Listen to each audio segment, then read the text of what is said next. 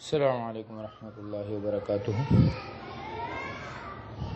دیکھیے، insurance company جو ہوتی ہے، چاہے وہ انشورنس کسی بھی چیز کا ہو،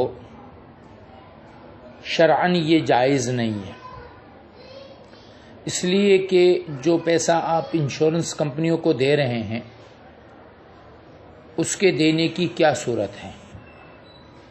کیا وہ انشورنس کمپنیاں آپ سے کاروبار میں پارٹنرشپ کر رہی ہے؟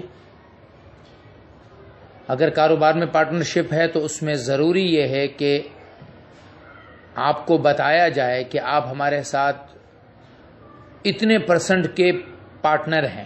مثلا آپ نے 1 کروڑ روپیہ دیا تو کمپنی آپ کو یہ بتانے پر مجبور ہوگی کہ کمپنی کے پاس اپنا سرمایہ کتنا ہے، کیپٹل کتنا ہے، اور آپ کا ملا کے کتنا ہوا، اور اب آپ کمپنی کے کتنے % کے نفع میں شریک ہیں اور کتنے % کے نقصان کے شریک ہیں، جو کہ انشورنس کمپنی کبھی بھی نہیں بتاتی۔